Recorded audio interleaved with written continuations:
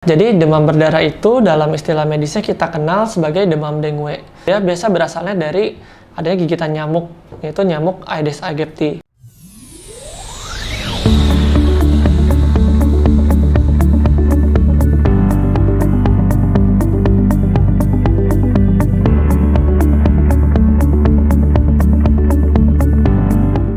Halo Sobat Soulmate, apa kabar semuanya? Semoga sehat selalu ya. Kembali lagi bersama dengan saya Dr. Ardika, dan pada kali ini kita akan sedikit sharing perihal demam berdarah. Ya, Sobat Soulmate, jadi demam berdarah itu dalam istilah medisnya kita kenal sebagai demam dengue. Nah, demam ini sedang banyak terkenal belakangan ini karena kasusnya sedang cukup meningkat gitu ya. Apa yang membuat penyakit ini cukup banyak? Biasa berasalnya dari adanya gigitan nyamuk, yaitu nyamuk Aedes aegypti. Nah, kalau menurut data dari CDC, jumlah orang yang terinfeksi itu sekitar 400 juta orang setiap tahunnya. Dan dari 400 juta yang terinfeksi itu, biasanya yang mengalami kesakitan atau yang sakitnya cukup berat itu sekitar 100.000 orang. Dimana dari 100.000 orang itu yang meninggal 40.000 orang. Oke, Sobat Soulmate, dari mana kita bisa mengetahui bahwa kita ini terkena demam berdarah? Ada beberapa tanda yang kita bisa tahu. Yang pertama kita bisa lihat dari yang tentunya kita merasa demam. Demam pada demam berdarah ini umumnya lebih tinggi. Jadi kita saat kena itu ya demamnya sangat-sangat menyiksa kita ya, sangat tinggi banget dan bisa sudah berasa panas banget. Yang kedua, kita ada merasakan nyeri-nyeri pada tubuh kita, baik pada otot, pada tulang maupun pada sendi-sendi. Dan juga bisa dijumpai nyeri kepada kepala, tepatnya di bagian belakang mata. Nah, selain itu kita juga bisa mengalami mual muntah ataupun bisa juga mengalami ruam-ruam pada tubuh kita.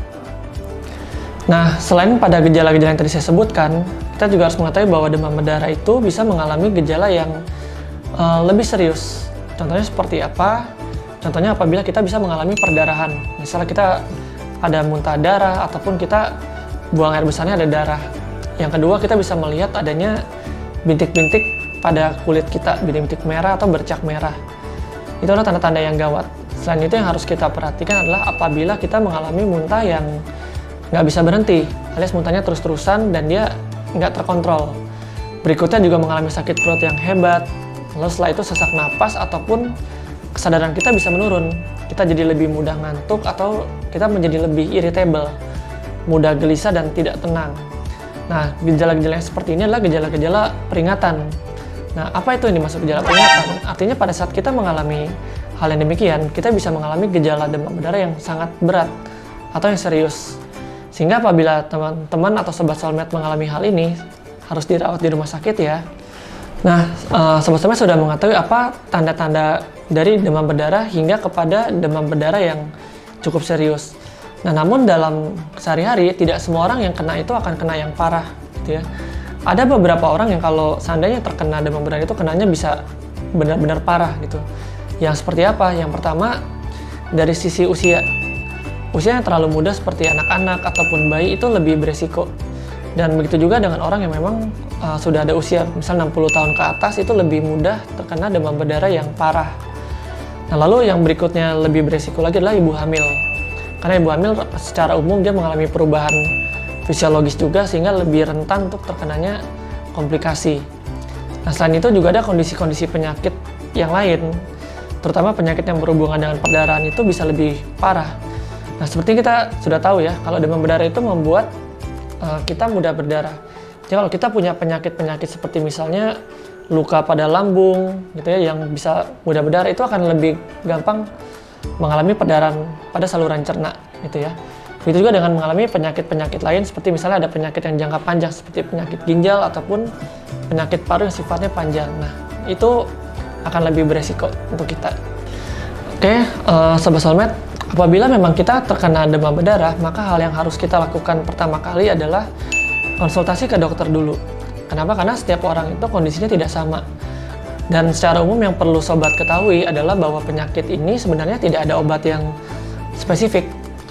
Obatnya hanya kita biasanya mendukung bagaimana pemulihan dari sobat-sobat semua, agar tidak mengalami perburukan yang lebih serius. Namun untuk pemulihannya memang biasanya memerlukan waktu.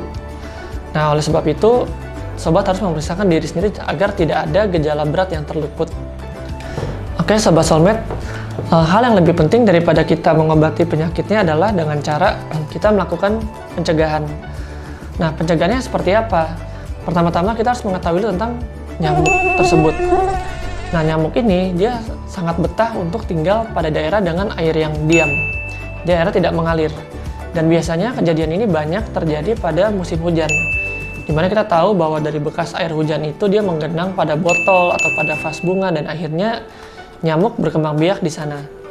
Nah, oleh sebab itu kita bisa mengenal dengan istilah 3M+ yang bisa kita terapkan. Nah, yang pertama dengan cara menguras dan juga dengan menyikat tempat-tempat penampungan air. Nah, yang pertama agar kita bisa membersihkan tempat tersebut. Dan yang kedua adalah kita dengan cara menutup tempat-tempat penampungan tersebut agar nyamuk tidak bisa bersarang di dalamnya.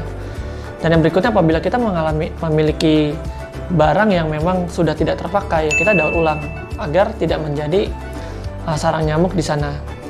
Nah, lalu selain itu ada hal penting yang kita bisa lakukan. Yang pertama adalah memelihara ikan pada tempat di mana ada terjadi genangan air. Misal kita punya kolam di rumah, ya kita pelihara ikan gitu ya.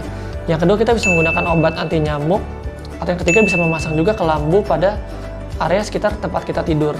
Tujuannya agar nyamuk tidak masuk. Lalu berikutnya bisa memasang kawat nyamuk pada pintu-pintu atau pada jendela. Dan lalu yang berikutnya adalah dengan cara kita bekerja bakti untuk membersihkan lingkungan sekitar kita, terutama bila ada tempat-tempat di mana nyamuk itu bersarang. Oke, sekian Sobat Soulmate pada pembahasan kali ini. Semoga kiranya apa yang sudah dibahas ini boleh bermanfaat bagi kita semua. Jangan lupa share, like, dan subscribe ya. Apabila memiliki pertanyaan, Sobat Soulmate bisa mengetik pada kolom komentar di bawah ini. Sampai jumpa Sobat Soulmate.